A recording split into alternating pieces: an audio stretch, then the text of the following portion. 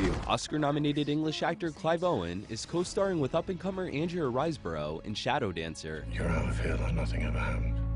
Back to your mom, back to your boy. Nobody dies. Nobody gets hurt.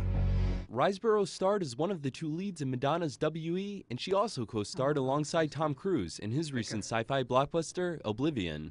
But now the English actress is taking on even darker subject matter with Shadow Dancer, set in 1993 Belfast, when terrorist bombings were all too common. Riseborough plays Colette, whose family members are all active participants in the Irish Republican Army, or IRA, which launched deadly attacks against the British for decades in an effort for independence. Colette gets recruited by British government forces and faces an ultimatum: either become a spy against her own family, or go to jail for decades without possibly ever seeing her young son again. The tough choice that your character has to make. Do you think you would have made the same decision? It's so difficult to say what decision you'd make until you've been in the situation.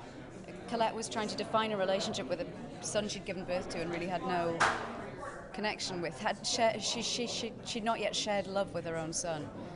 And that's the main thing that she's trying to achieve, is to build a relationship with her son throughout this. But there are so many other things going on. What happens is I reel Andrea's character in. I get her working for MI5.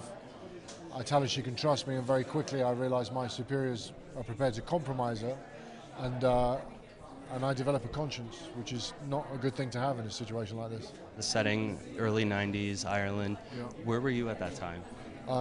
In London. I actually went to Belfast during the late 80s, so I saw it in the middle of all the troubles, and it was a tough place. Shadow Dancer was directed by Oscar-winning filmmaker James Marsh, the man behind the acclaimed documentary Man on Wire.